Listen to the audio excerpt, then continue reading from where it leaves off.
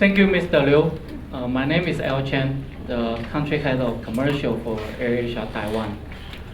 First, our apology that Mr. Benjamin Ismail cannot make the trip this time due to unexpected event. So he is sorry about it, and also appointed me to give the speech on his behalf. And he also wished this travel forum a great success. I don't have PowerPoints, but I'll still try to give the message clear to you.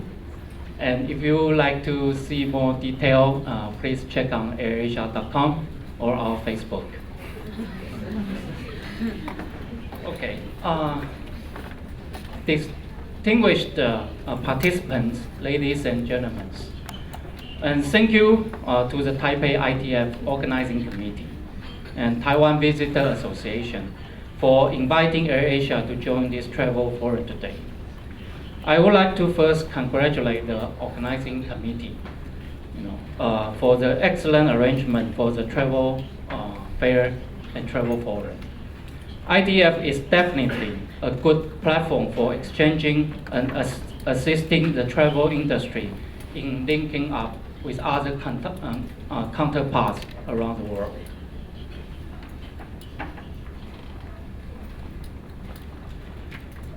About tourism industry, the World Tourism Organization of the United Nations, which is a specialized agency mandated with the promotion of responsible, sustainable, and universally accessible tourism, reported that in 2014, Asia and the Pacific, which make up 30% of total global tourism, and they welcome 263 million international tourists, up 14 million or 5% versus 2013,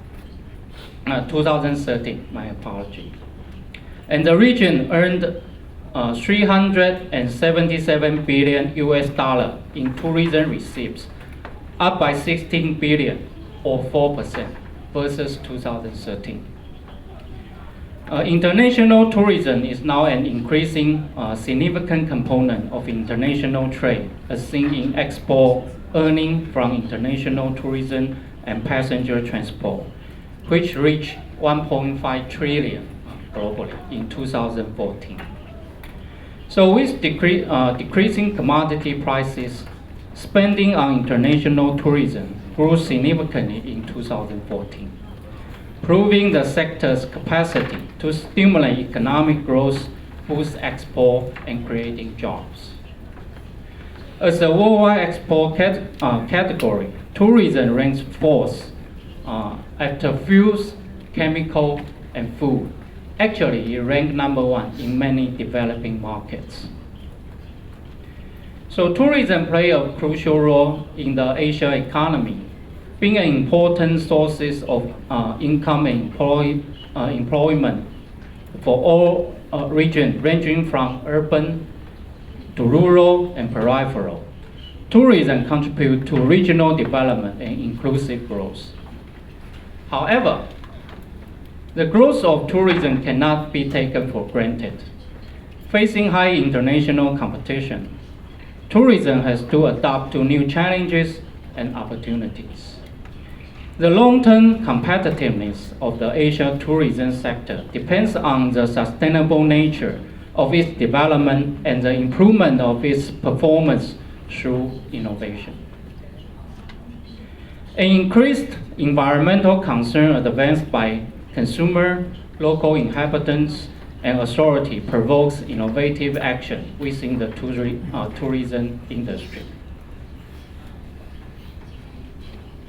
So now we talk about tourism sustainability. Tourism will never be completely sustainable, as every industry has impacts, but it can work towards becoming more sustainable. As more regions and countries develop their tourism industry, it produces significant impacts on natural resources, consumption patterns, pollution, and social systems.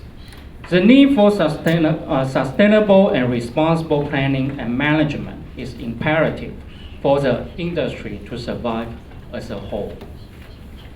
Sustainable tourism is about refocusing and adapting. A balance must be achieved between limits and usage so that continuous changing, monitoring, and planning ensure that tourism can be managed.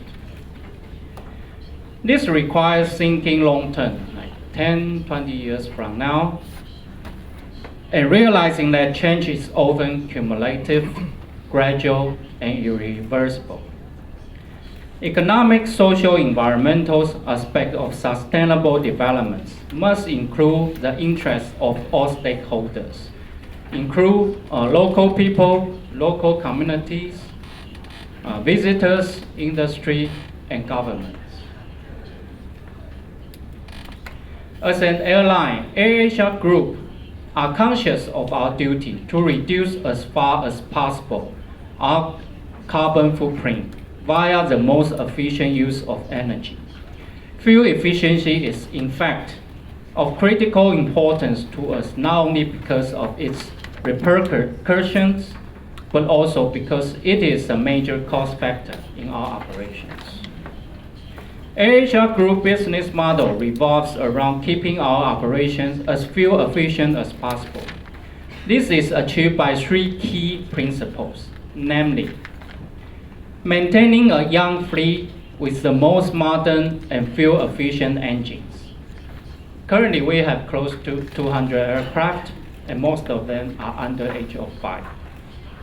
And we are adhering to fixed guidelines on engine maintenance to keep them at optimal function levels, and employing flying practice that reduce unnecessary fuel burn. In order to become sustainable as an airline, we are constantly looking for new innovative initiatives and come out with innovation products. And innovation initiatives. Shutting down one engine while taxiing for departure or after landing is one of the most effective techniques to generate significant fuel savings for airlines, particularly operations like AirAsia and AirAsia X, with high number of daily cycle per aircraft. We have also embarked on reducing flap landing. Flap landing means landing an aircraft without using full landing flaps. It not only reduces fuel consumption, but also decrease chemical and noise emissions. As of December 2014, AirAsia X has become one of the first airlines in the region to receive approval from DCA Malaysia to use portable electronic devices as navigation and reference tools. By not having hard copy charts on board, we are able to reduce weight on our aircraft as manual weight around 55 kilos. Removing the manuals translates to a reduction in fuel burn and also as initiative in reducing the amount of paper used to support our operations. So ladies and gentlemen, AirAsia and AirAsia X have also launched the paperless e-boarding pass, an option open to guests who check in using mobile app. You are free and welcome to download our AirAsia app, so you can try this paperless boarding process. With the electronic pass, and if they do not have any check-in baggage, they can proceed straight to the departure gate, completely avoiding any queue at the check-in counter. Facilitating those with baggage to be checked-in, we have also introduced the automatic bag drop at Senai International Airport. The latest service offering will also be made available to other airports soon. All these initiatives and innovations are created to ensure that we reduce the use of paper in our operations. It is also a testament of our commitment to be a green-friendly airline. So in conclusion, we all have a part to play to ensure a sustainability tourism, and we definitely will and can work toward it by good innovations. So thank you very much for your kind attention. I hope this forum will be a great success. So now everyone can fly with AirAsia. Thank you.